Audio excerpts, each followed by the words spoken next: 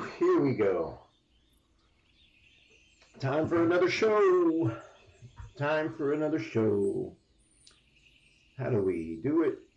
Yes, you know. Good morning. We are here.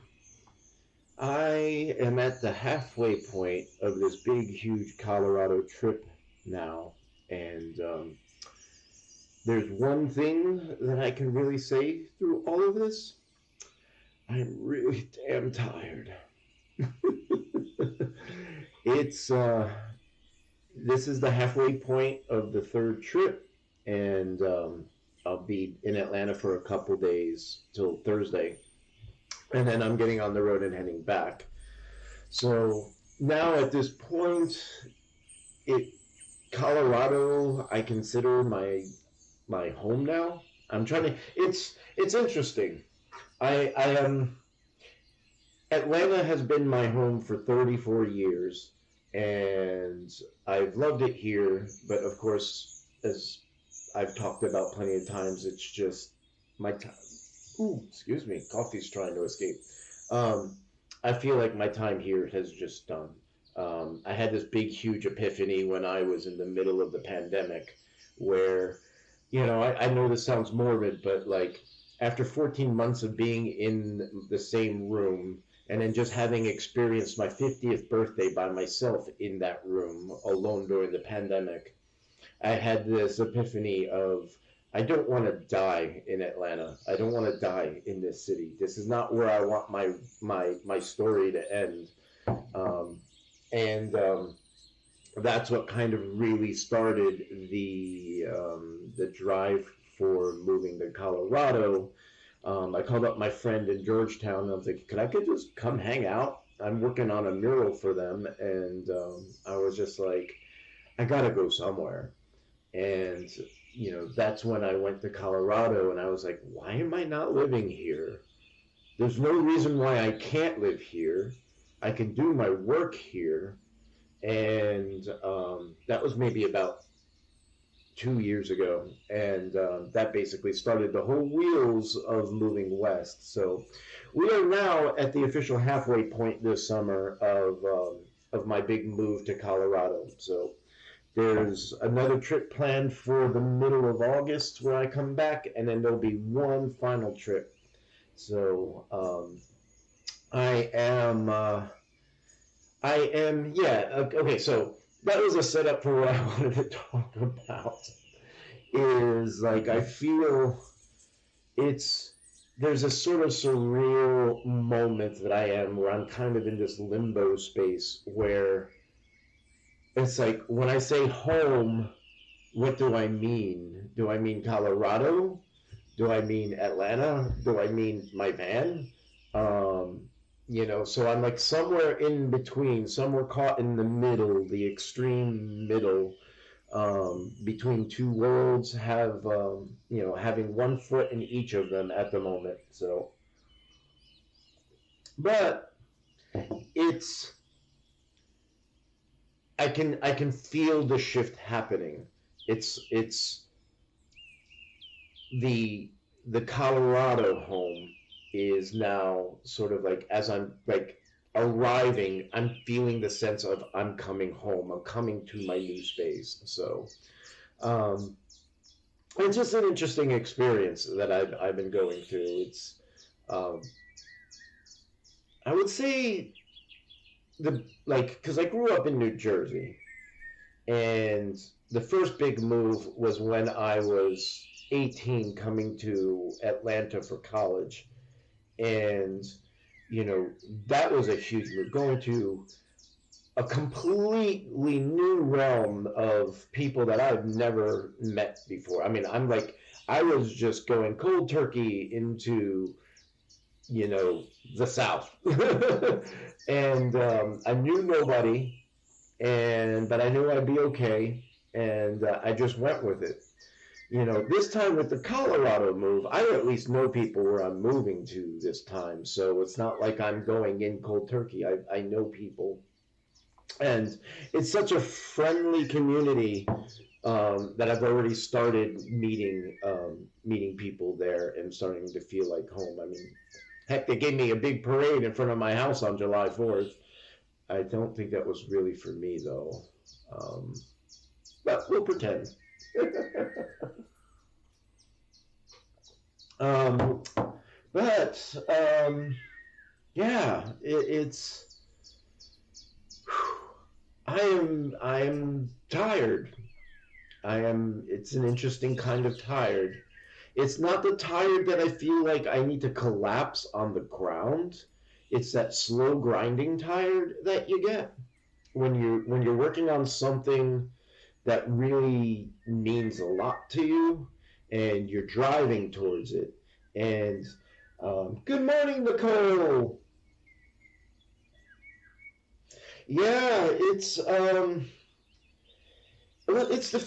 fear. I mean, luckily, you know, we are blessed to live in a country where we can move. There is this feeling like you can move if you want to, if you have the ability to.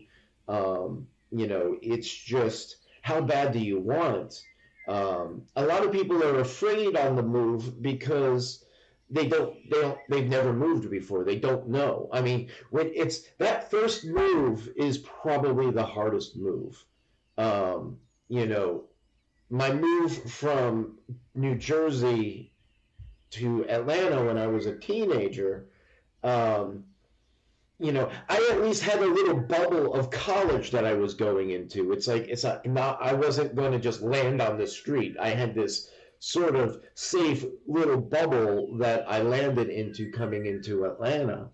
Um, moving halfway across the continent, it's like, and especially into like the Rocky Mountains, and I'm going into a whole new climate. I mean, I'm at 8,500 feet above sea level, and it's like, you know, I'm in I'm in a whole new world. Yeah, I'm still getting acclimated. It's going to probably take me all summer to keep getting acclimated, but it's a whole new slow for me. It's like you can't go as fast as you like. I can't go as fast as I've been going. I have to slow down both physically and mentally, I've discovered. So it's the Atlanta rush doesn't quite work there. And I don't know if it would even work in Denver, but like I'm also like if you take Denver as a mile up, like the Mile High City, Mile High Stadium, um, I'm another half mile up from Denver. So it's if I'm pushing my mind too hard, like especially like with architecture or anything that needs vast amounts of logic and calculation and intense amounts of it, um, I have to go at a slower pace because it's like I'm finding my mind will lock up. It's just, it's like a computer where it just freezes for just about 3 or 4 seconds. And it's an interesting effect where it's just, you gotta just hold up for a second. So it's interesting, but luckily I've got friends there, and it feels like it's I'm not going in like when I moved to Atlanta. I had one sort of visit, and by the way, today's coffee brought to you by Waller's. Waller's over here on the east side of Decatur, um, over by the farmers market. That's where I get most of my coffee from. And it is Batdorf and Bronson is the beans I typically use. They supply Batdorf and Bronson, which is a pretty good bean. I like their they do Dancing Goats. Their Dancing Goats gets their coffee from them. Like the Dancing Goats main coffee is Batdorf and Bronson. So um, I'm trying to find a local bean place out in Colorado. That's another big thing. Like I'm having to try to find. Oh, I gotta find a new mechanic. I gotta find a new doctor. I gotta find a new grocery store. I gotta find a new everything, and I gotta find it. We have a good coffee. There's a good coffee shop in town. I don't know where their beans come from. I need to see where they source their beans. Um, so I've been living off of Circle K coffee, which I gotta say this, gas station coffee has improved dramatically over the past 10 to 15 years. Um, they've got those sort of bean machines in the gas stations now where you go in there and you got to figure out how to use the touch screen. So if you've got techno fear, it can be a little bit daunting, and but it's actually not as difficult as the fear makes it out. I mostly sit there and help other people and assist them in figuring out how to use the coffee machines at the Circle K. But they've got this Texas pecan roast that I am just like really in love with at the moment, and I haven't been able to shake my obsession with it. But there's still some when you go in there and the coffee is like a shoe, drinking a shoe out of a shoe. But yeah, America really likes its drugs. We really, really, really do. Coffee being like the big one. Coffee, sugar, the ones that are coming legal. We make art forms out of our addictions. Yeah, I do. I mean, I used to like pilots. Pilot used to be my go-to stop on the road, but they now pretty much have gone to all automated checkout, which I don't mind that, but their system is awful. The checkout, like the self checkout system at Pilot is awful. Circle K's got this thing called Smart Checkout, where you just put your stuff on the thing and it basically just it reads it, like it scans it, and it comes right up and you pay. um I don't I've made a decision that I'm gonna have to not go to Pilot for a while. Pilot's off the list. um I still like Loves, but Loves has had a little bit of there's it used to be where every single Loves was nice, shiny, and new. I just love seeing that little heart on the road. Like you're driving down and you see the heart come up down the road about a mile or two down the way, and you're like, okay, I'm stopping. It's just a nice little. They did really, really good on picking that logo. Um, but I like Flying J. I don't like TNA. I do not like. Um, I know I'm going to probably get shot in the foot for this one, but I hate Buc-ee's. Everybody talks about Buc-ee's. I hate going to Buc-ee's. Buc-ee's is just a one big, bright, shiny beacon of anxiety. That's how I describe Buc-ee's. And I, you know, I don't know. I'm not a Buc-ee's fan. I've been there twice now, and it's just you gotta walk so damn far. There's just so much walking at a Buc-ee's. I mean, it's like going into a Walmart gas station. It's like a gas station that's a Walmart, you know. And the brisket really, it's nah. Yeah, it's just I don't like Buc-ee's at all. And Loves is still my number one go-to.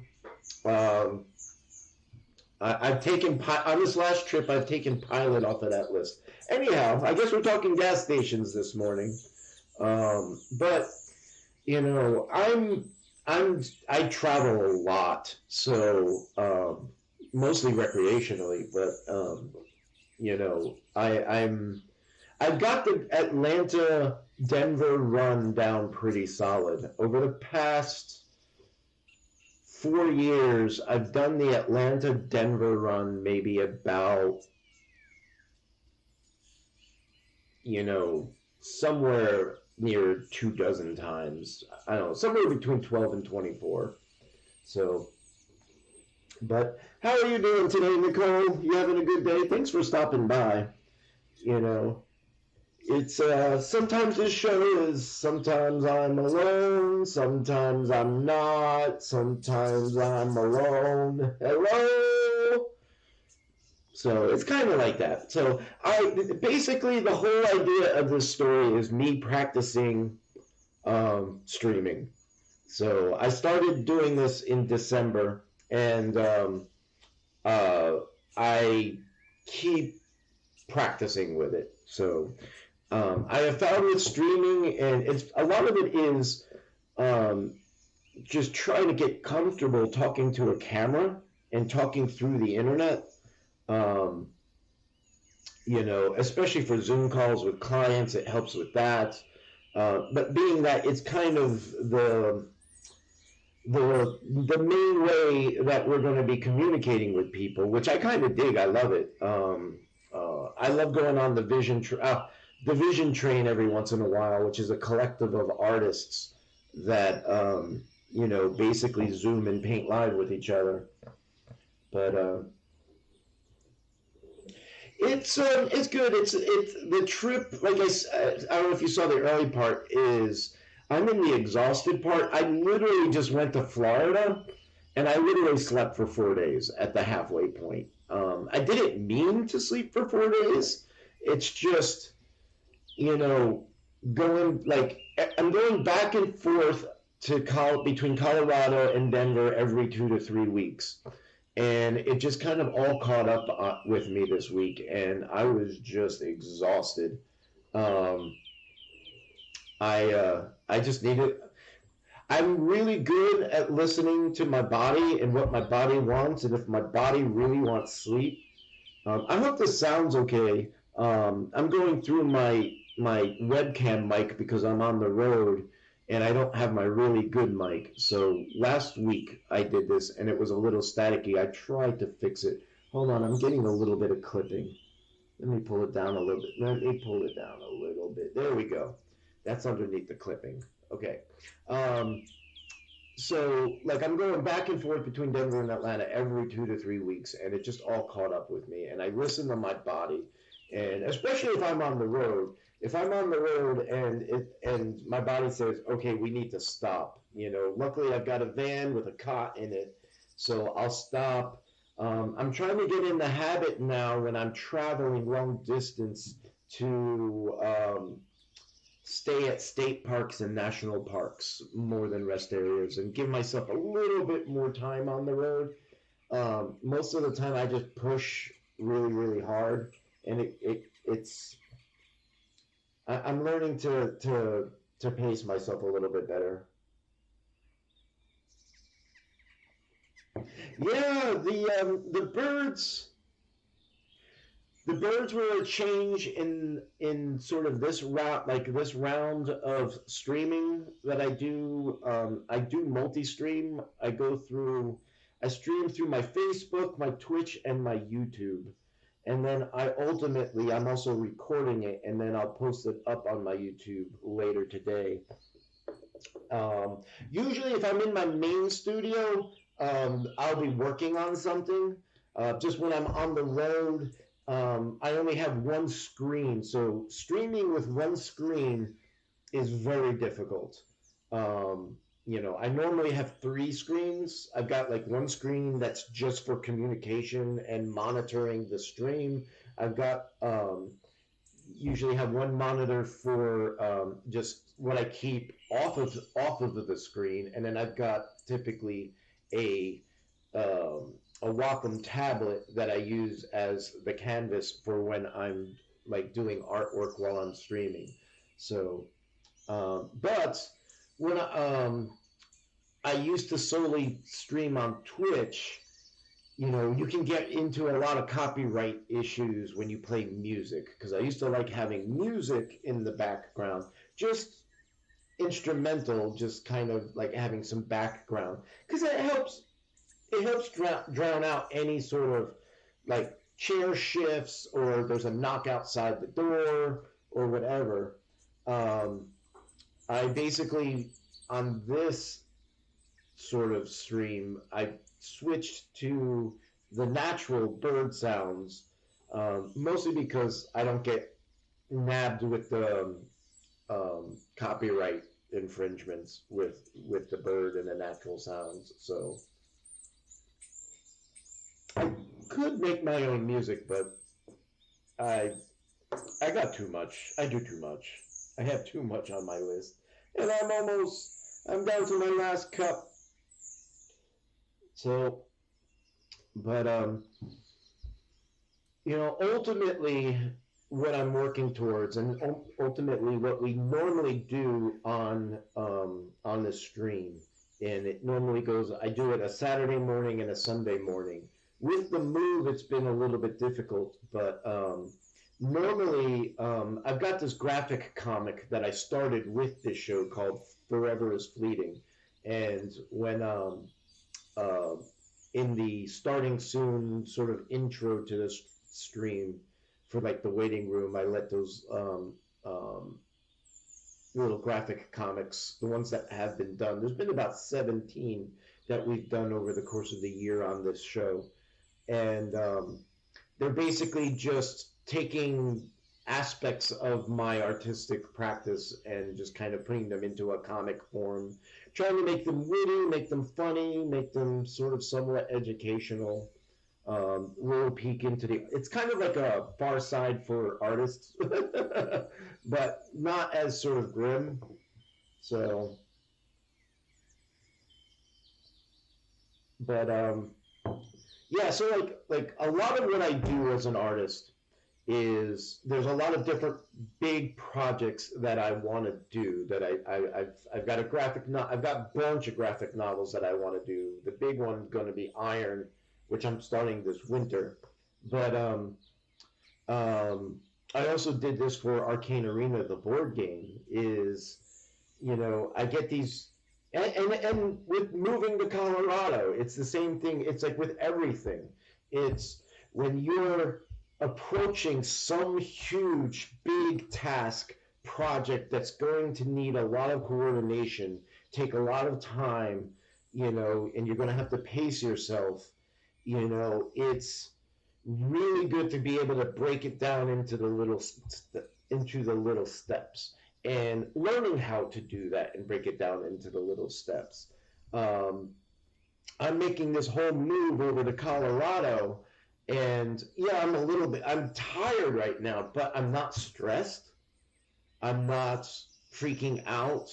It's like I didn't try to do it all at once. I think we try to put everything into a little bubble, and we just try to make it all happen all at once. And that's when the anxiety and the fear and techno fear comes in. And that's like if one little thing goes wrong, all of the cards come crashing down. And, if we don't, but a lot of times we don't have the ability. We get like maybe 4 days to move our entire lives because we got to keep working. So thanks, Justin. Pleasure to meet you, and thanks for coming by, Justin. I appreciate that, and I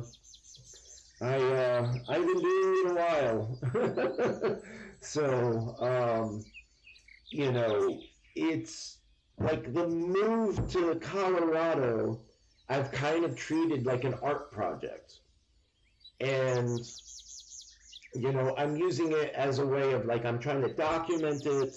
I'm doing some streaming and videos and trying to get the social media thing rolling with it, and which is always kind of a nonstop adventure. But yeah, just compartmentalizing everything and being able to break it down into the little steps. Um, the comic that I use or I do typically on the show when I'm in the main studio and not on the road is sort of a stepping stone preparing me for doing this big project this winter, which is going to take about 3 years. I'm doing a graphic novel based on my uncle's journals from Vietnam. Um, I appreciate that, Justin. Most of the big stuff is been moved already. A lot of it is um, um, just doing it really. So, but if I have a big artistic project that I am trying to accomplish, but I don't know how to do it. Like with Arcane Arena, the board game, I've never created artwork for a game before, much less design all of the artwork for a game and be heavy in the development of the game. And I think when I first started that project, I created a little practice every single morning because I decided that the artwork for Arcane Arena was going to be done with a digital canvas. And I had never used a digital canvas before. So I created a bunch of exercises where when I would get up in the morning, I would spend an hour, and it was a whole series of maybe 20 or so pieces. I would just focus on one for the week. I would get up every morning, work on it for an hour, and then at the end of the week, I was done with it, and I would just go on to the next one. But it was a way of being able to practice for the bigger project. And then Arcane Arena was a project that I took on because I knew that I wanted to do these graphic novels, but I don't know how to do graphic novels. I don't know how to do on that type of scale. So Arcane Arena became another stepping stone. So like every single artistic project is like a stepping stone that's leading to more projects. Everything that I learned technology-wise or technique-wise is ultimately leading towards, learning something more, and it's like I'm always in this constant state of being in the middle, kind of arriving in a constant state of departure where, things are always cycling, there's little moments where you get to rest, but it's always moving. I've got a long list of, like, I need to learn how to use AI. That's a whole nother story. I'm not talking about just using AI to tell it to make me a pretty picture. I'm talking about actually incorporating AI as an assistant, helping me organize 30 years of artwork and be able to feed all of my artwork on it. Ultimately, what I would love for AI to be able to help me with is when I'm like in the hardcore design edge of what I am doing and I'm trying to work something out. The AI has access to all of the artwork I've done for over the past 30 years and being able to help me shift ideas, being able to access, like, well, what do I do there? And being able to get it, but then also being able to get me things off of the internet that I need. Like, go find me examples of 25 Balinese Saraswati temples. When you're doing artwork and you have to leave the canvas, you lose the flow. It's all about being in that sort of that edge of the flow. And when you have to do left brain things, you lose that connection. For me, I ultimately would like to have an AI assistant that helps me stay there. And, I don't have to now go spend 2 to 3 hours of research and lose my groove, So Uh, but that's going to take me figuring it out. I want to learn more about VR stuff. I'm trying to create my website to be a 3D virtual walkthrough gallery. That's still 2 or 3 years off. So, there's always, as an artist, I've got this constant,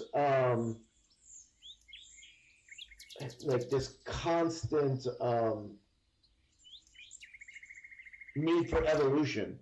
There's this constant growth. It's like you're constantly moving towards something. Sorry, Justin, I'm not sure. Like, are you talking about with the AI? You can help with the AI stuff. So, yeah, it's. I'm trying to get out of seeing it as like I'm going up the mountain because it constantly devolves. It constantly becomes a Sisyphus type of energy. Justin, I will reach out to you afterwards. Probably let me get back to Colorado next week. I will reach out to you. Um, that's a whole thing that's probably not going to happen until the fall. Um, I have learned. I learned in June when I started the move that I need to just focus on the move, because I tried doing other things and adding more things on top of it, and it was just too much. Um, so once I get set, the whole goal for this summer is to get settled into Colorado, and the reason why I'm moving to Colorado is so I can focus on my artwork. So, um,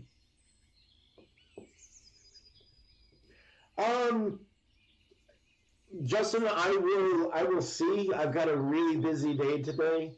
I've got 2 clients I have to meet, and then I also have to go over and do some chitty potty work with the Prayer Engine team. I'm going to be going to the Paseo Festival out in Taos, New Mexico in June, no, September 13th. I'll be at the Paseo Festival in Taos, New Mexico, with the Prayer Engine team. And the Prayer Engine team is a team that we brought the big skeleton fire sculpture, the Burning Man in Loveburn.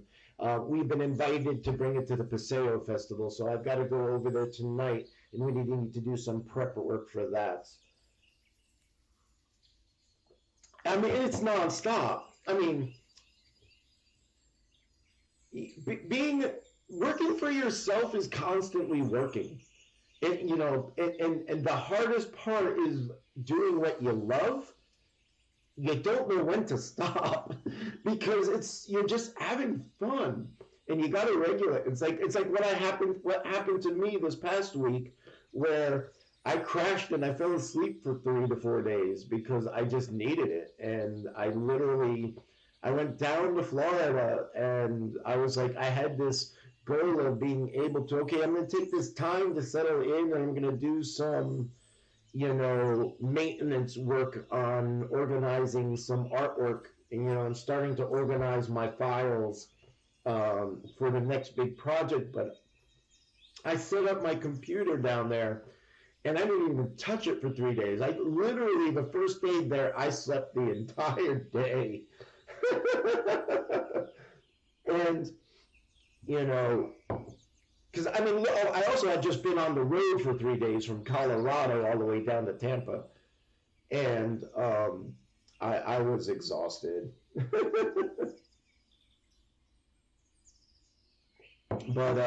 But it's all good. I mean, I'm enjoying it. So, but the whole shift to Colorado is so that I can actually work more.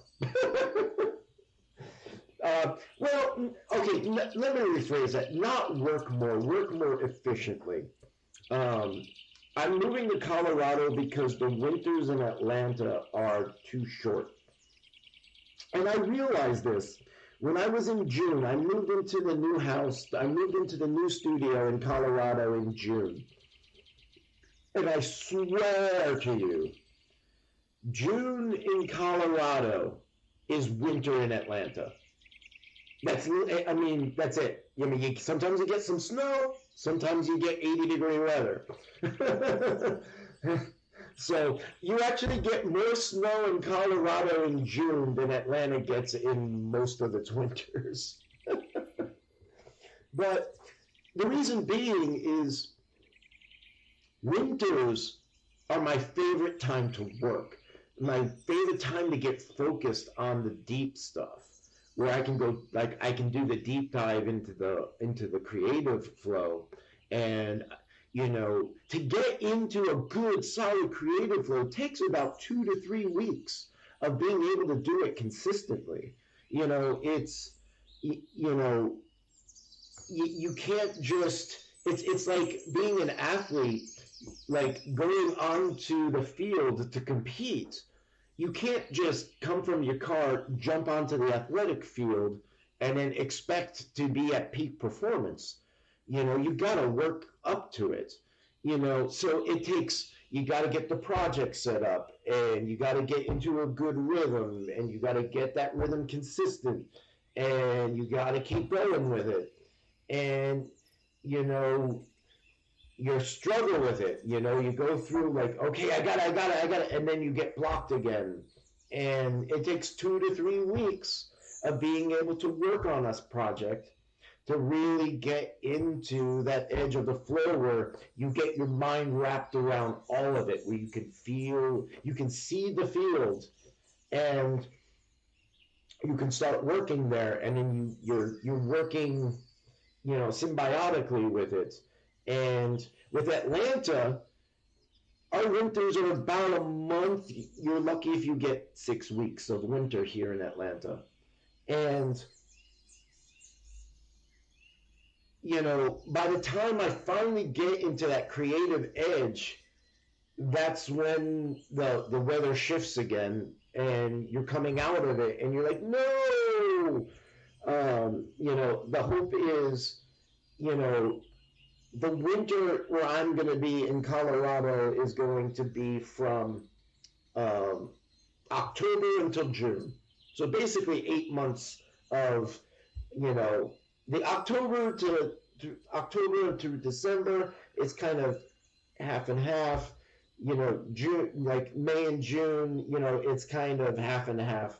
But I'm going to get 4 to 5 solid months of being able to focus on projects. And I like to have 2 projects that I bounce back and forth off of each other. So, like, I've got the main project that I'm working on, and then I've got the supplement, and then I've got a big supplemental project.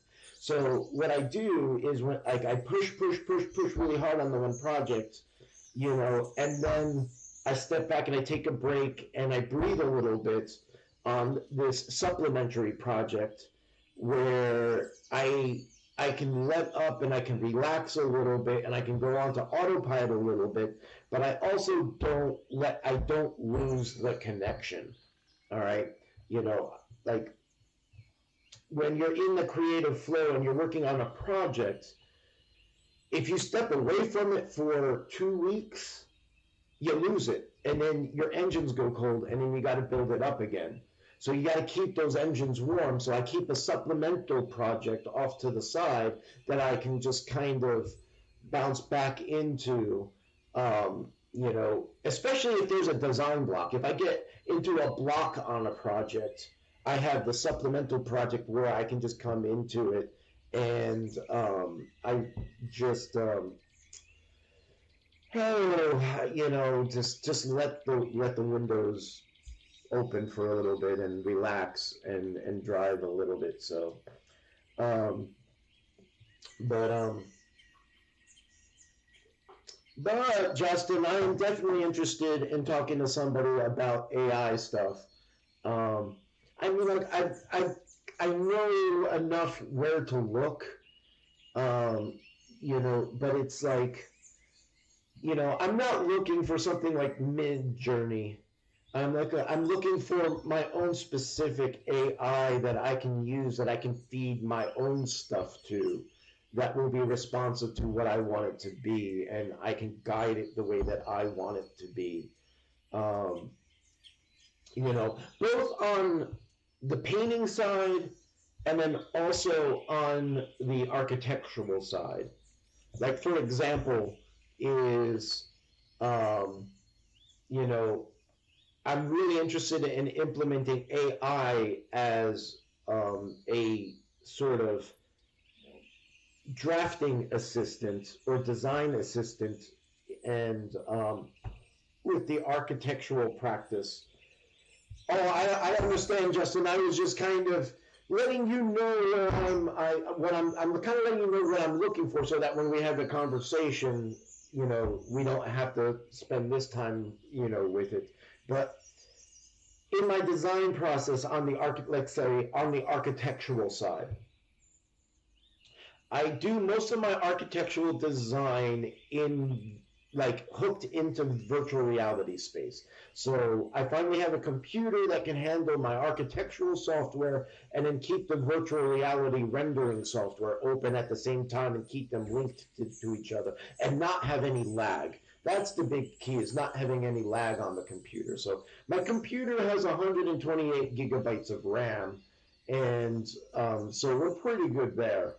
But the idea is like the problems that I have is like when I'm in the design mode in a design project and I'm in that space, I don't want to come out of that space. I don't want to come out of that space and have to go to the internet and find what I'm looking for.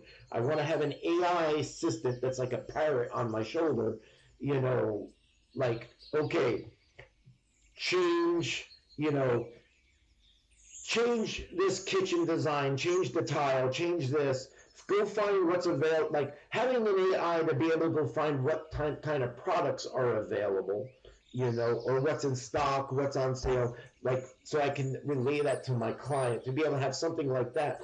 But not only that, I waste a lot of time modeling redundant shit, like chairs or couches or, lighting fixtures.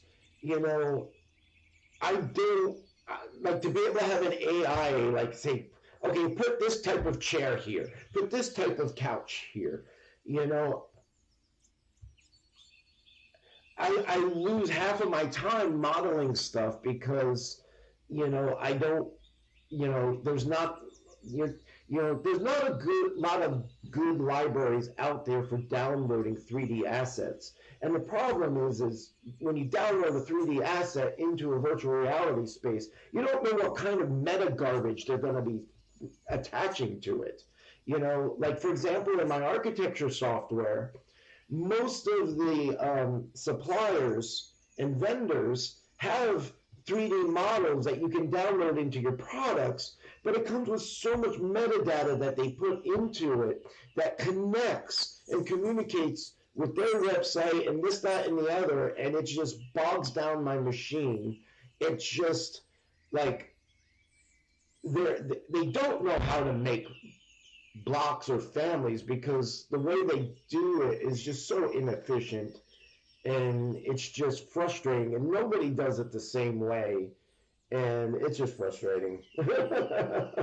So yeah, I mean, like, I want ultimately a Jarvis from Iron Man, and that type of interface, and that interface that has like completely connected to my library and can add of things that I do that can feed it back to me when I need it. I spend like another place where I spend so much time is like being able to find. At this point I've got 3 terabytes of design information. All right, I've got three terabytes that I need to kind of ultimately coordinate, and being able to go through all of that is time that I lose. And when and it's not time that I can bill. That's the other problem, is like it's not billable hours. So I lose money by having to go through all of that. Having an AI that would be able to organize that 3 terabytes of information for me so that I can have access to it. Like I need this, like from this year, go find it, and this year, this month, this project, go find me all of the images from that, or find me all of my interior images from that project. So I lose so much time trying to just keep up with myself. So, and I definitely need help with it. I need help in that direction. So, and then the same thing on the artistic side, it's just being able to,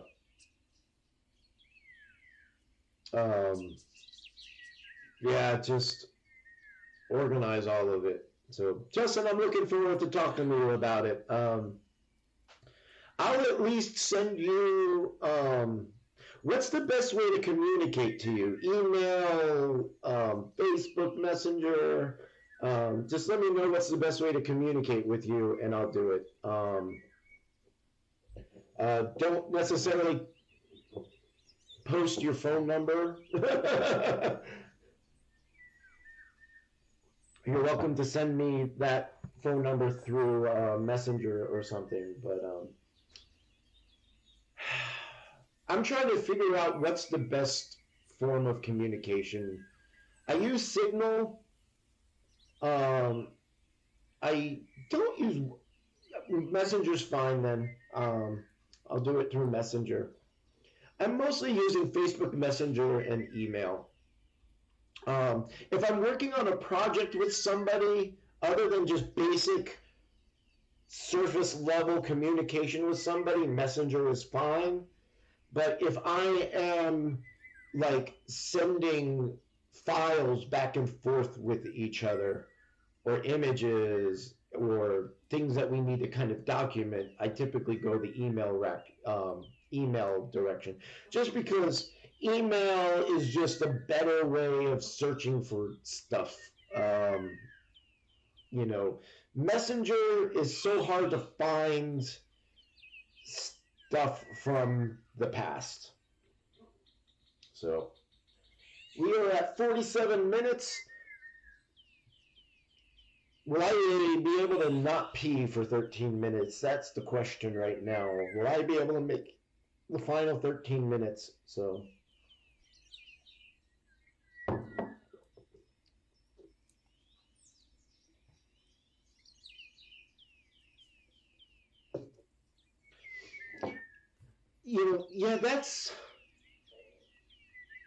that's another area where I feel AI will help, is just organizing all of the different communication channels that I gotta keep up with, all of the different passwords I have to keep up with.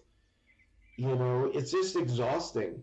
This person wants to use Telegraph, this person wants to use Signal, this person wants to use WhatsApp, this person wants to use email, this person wants to use Coconuts. I'm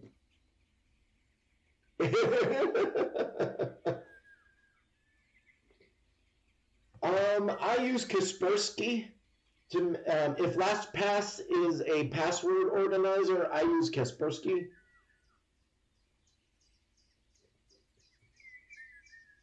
So, I also use Discord. I don't like the user interface on Discord. It just doesn't work with my brain. I can tell that Discord is a lot more for coding type people. Yeah, I'm on Signal. I'm using Signal more and more. So just whatever. I'm also on Slack. I also, for the Prayer Engine design team uses Slack, so I have to use Slack for that, for communicating with them. So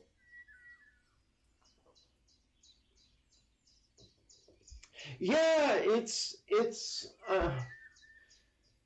I'm still learning how to use a password keeper. It's still frustrating, all of the passwords. It just hurts my head. The thing is, my saving grace, everything is connected to my Google account. if anything ever happens to Google and my Google account and I lose all of that, that's sort of like my anchor point on the internet. So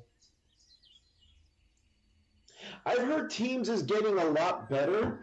Um, 3 to 4 years ago, Teams was just very frustrating to use, um, and Zoom's frustrating to use too. But at least I've kind of gotten used to Zoom. Um, I think it's mostly why I work solo. It's just because I dread working on a team sort of type platform.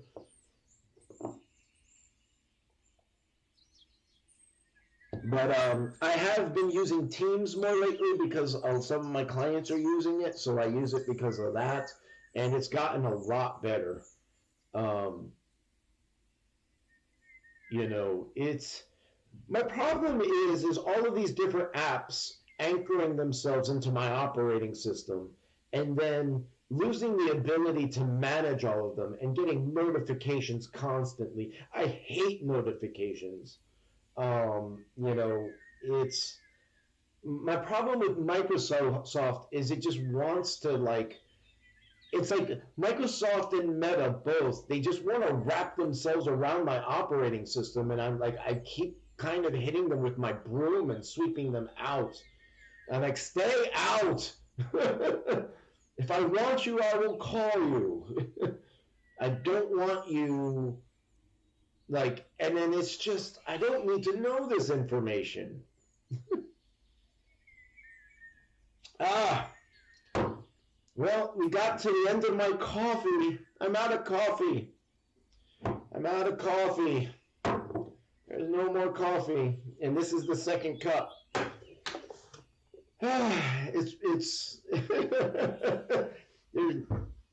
and I've got 8 minutes left, so I'm gonna have to make it 8 minutes without coffee, which is fine. But it's one of the things that I really dread. Dread's not a word. Like for example, with architecture, the tools, the technology, and the tools are finally here that I've been waiting for 25 years.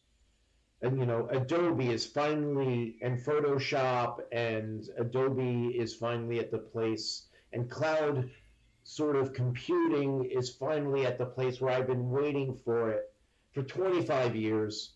And the problem is now I'm 50 and I'm tired. I don't have the ability to sit at the computer for 12 hours a day anymore. I gotta pace myself and regulate myself. I used to be able to go for 12 hours on the computer and then pass out, and then go for 12 hours and then pass out, and learn this and learn that. It's just getting to the point where I can't keep up with everything anymore. I say that, but then I do. It's but yeah, just the other thing about what I'm trying to direct this show, or this sort of creative coffee thing, Saturday and Sunday mornings. When I'm on the road, it's going to be kind of either Saturday or Sunday. I may try to do another one tomorrow. It's iffy. I'm not consistent with the time, especially when I'm bouncing back and forth between Mountain and Eastern. Eastern's a little bit harder because, to be 9 o'clock Eastern time, I've got to be 7 o'clock Mountain time. So, it's I'm trying to find the right time period. I'm hoping that I will have it down by fall. This winter is going to be a lot of changes are coming for me this winter, and winter starting in October. I'm starting this graphic novel, And the goal for this graphic novel is I'm doing a graphic novel based on my uncle's journals from Vietnam. And it's, I know a lot of people are like, what are you doing a graphic novel on Vietnam? You're a visionary artist.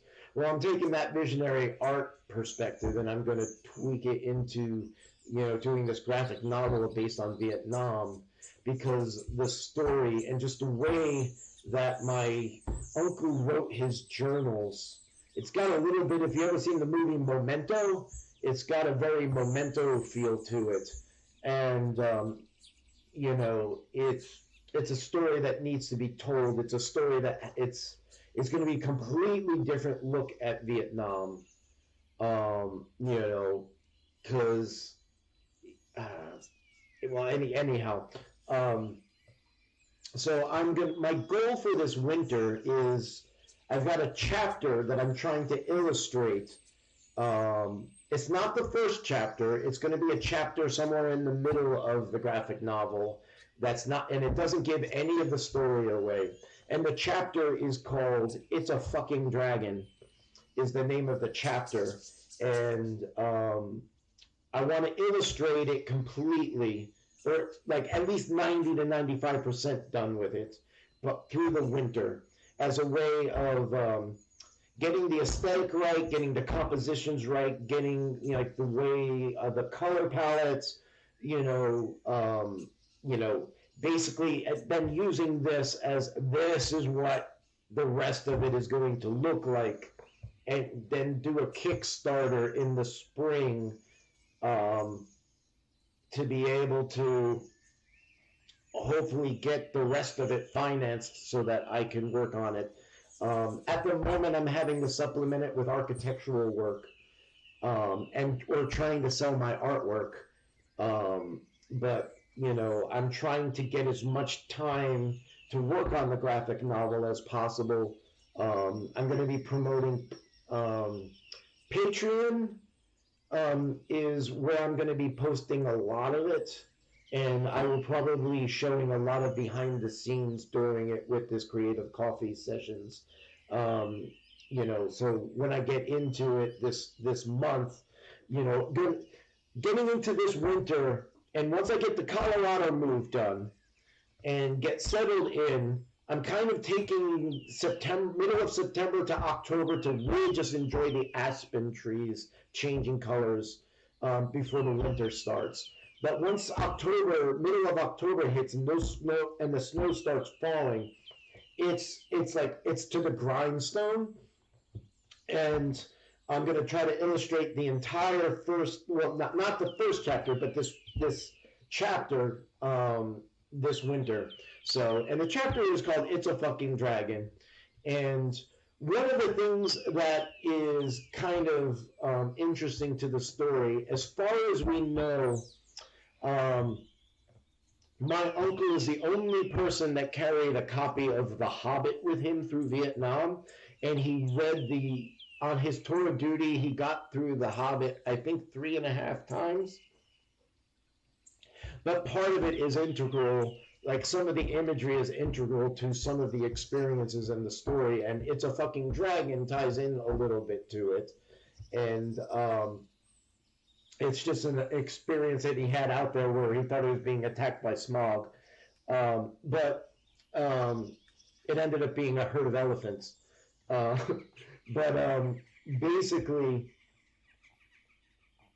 the helmets that they wore had 2 membranes. So he carried a copy of The Hobbit in his helmet between the 2 membranes to be able to keep it dry. So that's kind of one of the quirky things that's going to be part of his character development, that he has this copy of The Hobbit. And I think it was a pirated copy, because I don't know when the first edition got published in America of the Hobbit. I'm not sure. I gotta look at that. I gotta do.